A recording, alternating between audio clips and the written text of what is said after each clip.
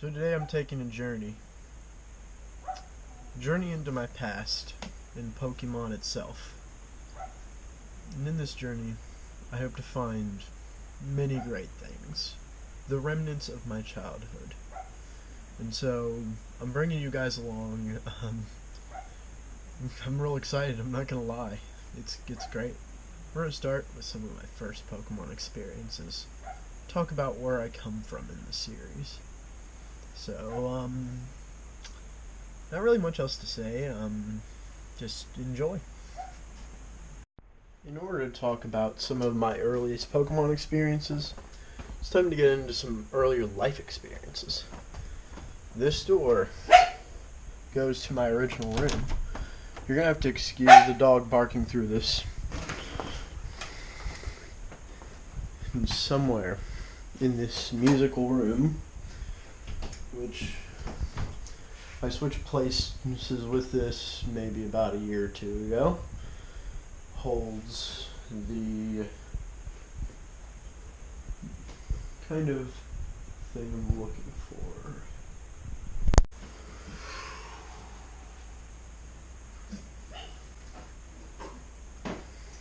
There it is. Whew.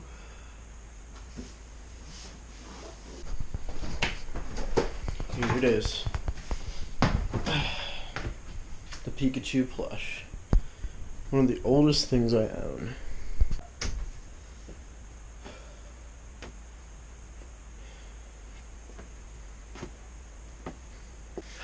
Now that I'm back at headquarters, I can quietly and nicely talk about this.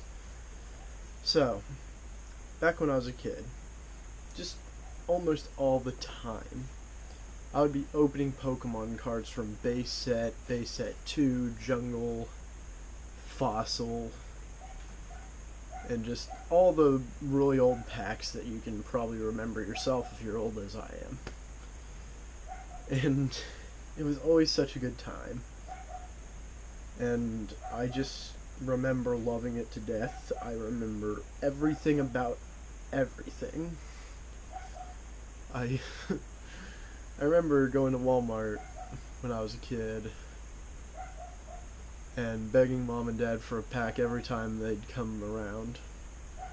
Especially when they'd be like going past all the stuff. Basically, the registers were here. They'd let me go over to the packs, which was like right here, just past them. They'd look over and be like, pick out one, and then I'd be like, yes! So, we're not even into the games yet, and it was just crazy for me. I didn't get red and blue first. I got crystal first, but we'll get into that in a moment. This is an OG first edition pack. So, I'm gonna go ahead and see what I get. Goodness. And I'm so nervous. I haven't opened one of these in 15 plus years. And it's gonna be a great time.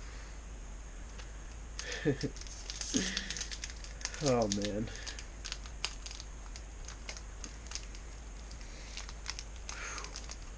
My hands are literally shaking, guys.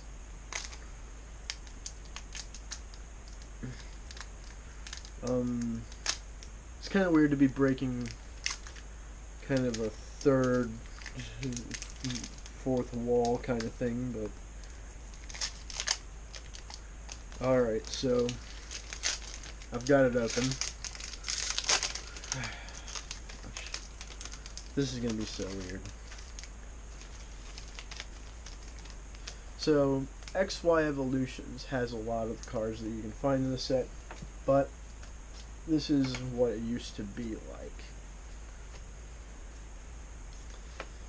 We got a electric energy, a psychic, Pokemon handler, Jinx, Machoke, Bell, Charmander, Nidoran, Rattata, and a Machop. So, no rare in this pack, but still, it felt just so right just to go back and be able to open a base set pack. Yeah. So, with Pokemon games, everything kind of started whenever I got my original Game Boy Advance. This is the exact system. Here it is. This is the first video game system I had on my own. The first mainline Pokemon game I owned was none other than Pokemon Crystal. Now, I owned a 64 before that, and I played Snap, Hey You Pikachu, and Stadium. And those three are very fondly remembered video games. But it's nothing compared to the first main game experience I had with Crystal. This will always be my favorite Pokemon game, definitively. And no matter what, no matter how far away from it I get, I'm always going to love it. And partially, there's a way I can actually remember how I came to get Crystal and love Crystal. Sure, it was a Christmas present to me.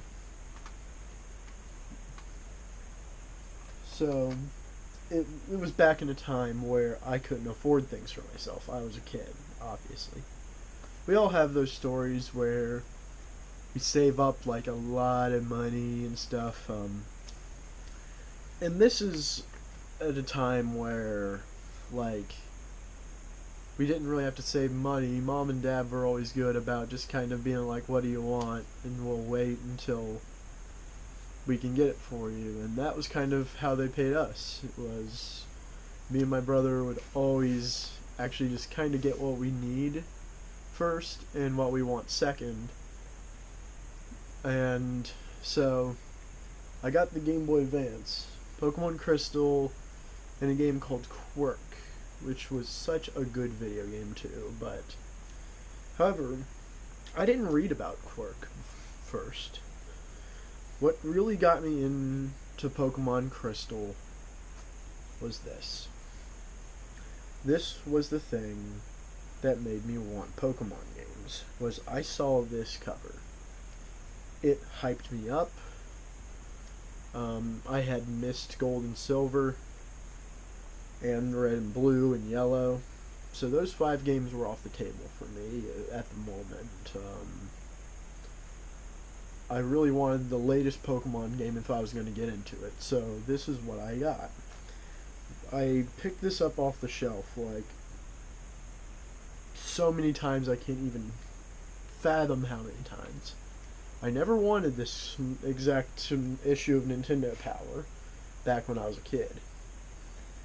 And I just recently came into it by luck, so in this exact Nintendo Power, it talked about the Game Boy Advance, and it talked about just so many things that I'll show you here in just a moment.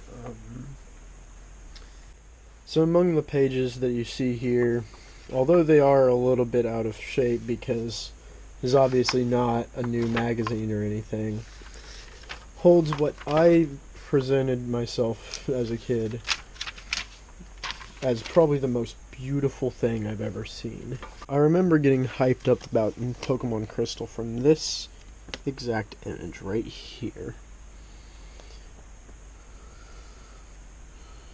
So I can't even get into how much I love the idea of covering this today, so let's just get it. I can't even say anything here. I'm too emotional about it.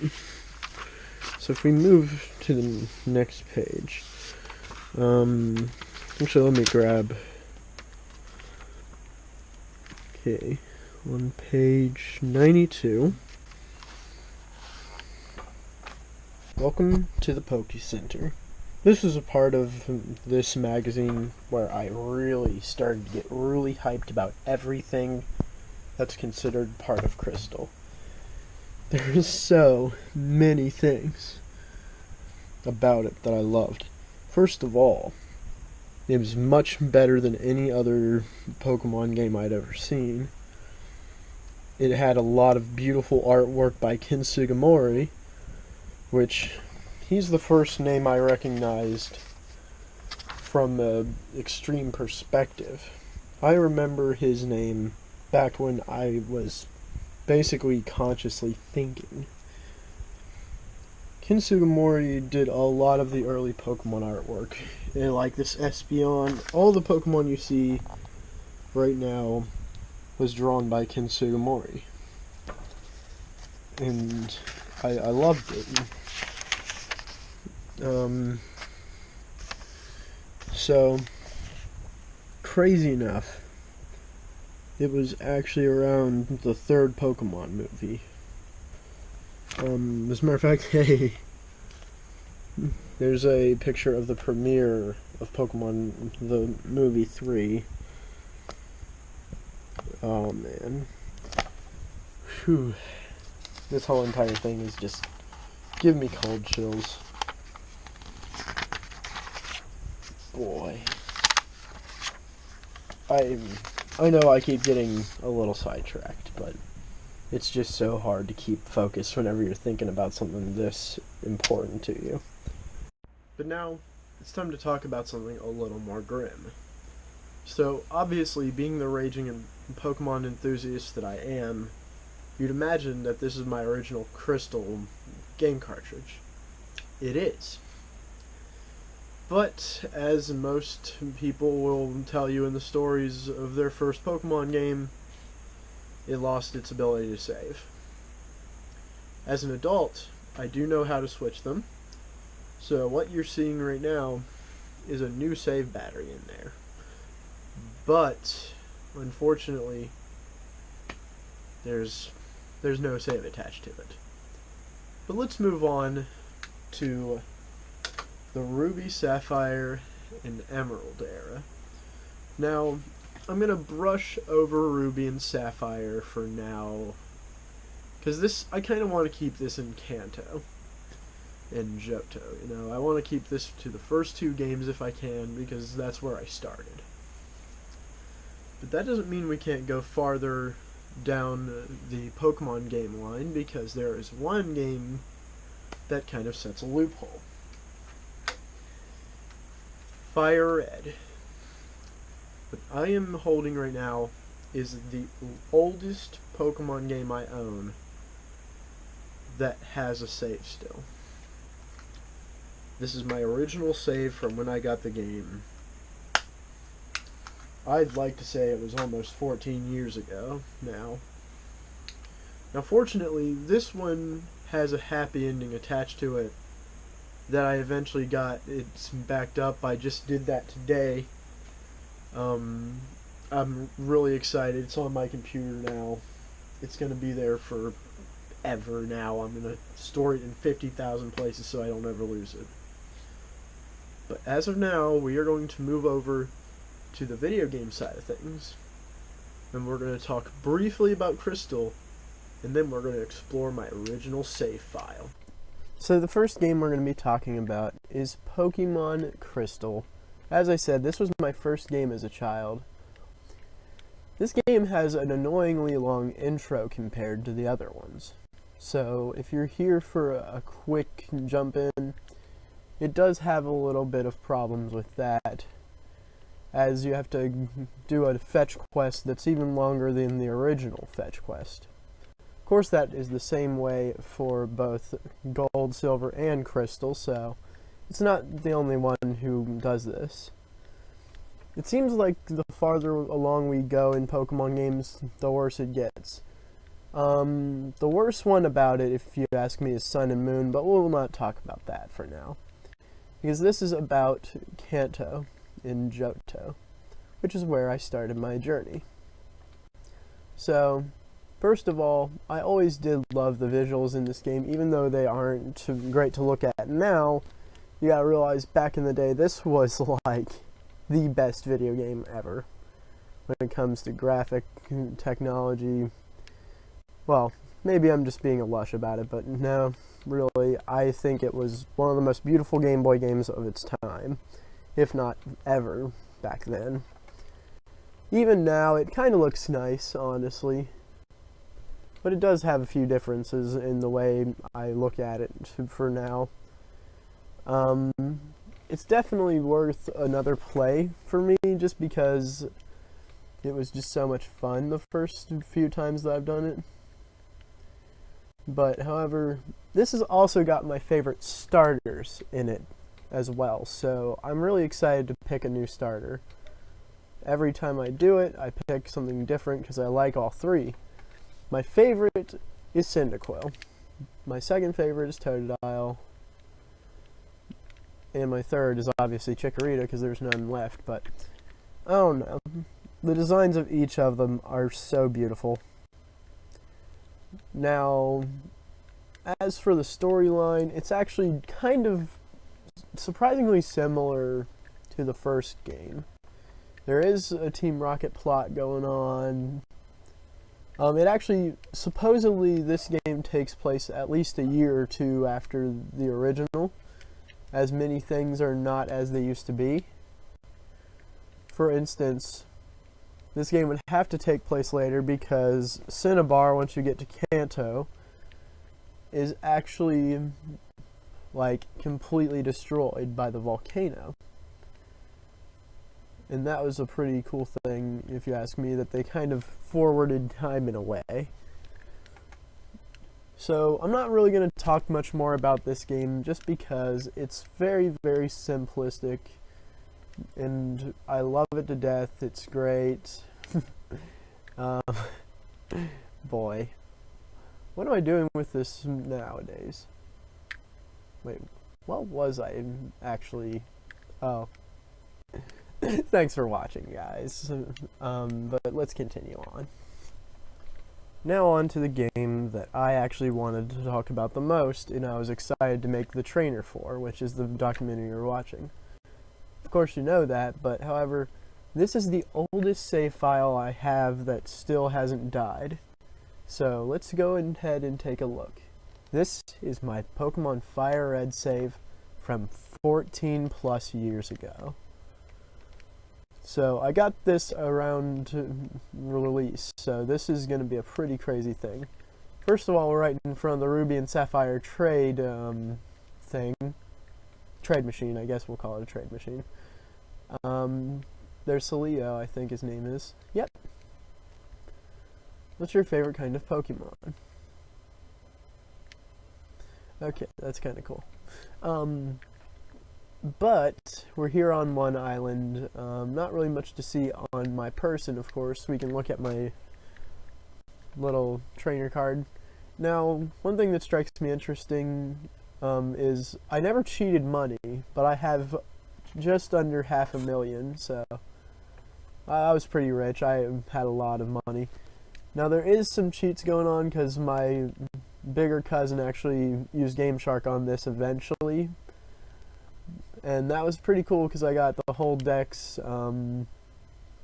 There's no other cheats other than maybe, like, let's see. I think item cheats and the complete Pokedex is all that's cheated in, honestly. So, as you can see, I got my goodness, that was a pretty long adventure I had. Over 102 minutes before I even got into the Hall of Fame. Of course, I was really notorious back then for actually looking at every single thing in the game and not really caring if I was actually beating it or not. I had almost 50 trades. I didn't really do a lot of link battling back in the day, as it appears. Now, some of these items are cheated in, and you'll see which ones are obvious. So this is a cheated in thing that I have almost infinite of all of the balls. So, including Safari and other things you're not really supposed to have. I mean, I have Safari balls. I mean, that's kind of silly, but Obviously, I use Master Balls a lot. Oh, also, TMs were cheated in at this time because they were kind of scarce. So I got basically infinite of all of those. Did I cheat berries? No. Nope. Everything else is not cheated in, which is a little crazy considering I have a ton of repels. I think I actually bought those. I have a ton of thunderstones for some reason. I think that might be cheated in. Restores. Other than that, everything else seems to be legitimately obtained. My Pokemon in my party... Oh. Wow. Sandslash has been dead for years. Let me fix that real quick. So, he has been dead for so long now. You have been fainted. He's been in a coma. I should probably get that fixed. Oh, boy. That's awkward. So let's see what we got. Okay. So, I have noticed off the bat that I'm lucky enough to have my Kyogre from Sapphire. Sandslash, Mewtwo, an egg, another egg. Can we actually get it to hatch? We've got a Kyogre and a Shelder. Huh. I'm gonna go ahead and see if I can hatch that egg real quick. Let me go outside real quick. Because I'm pretty sure I can.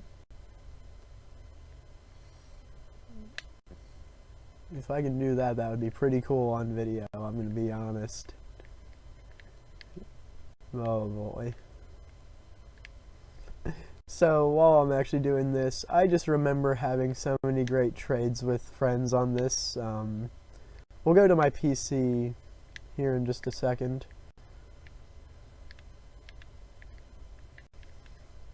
Oh well. I'll hatch him some other day.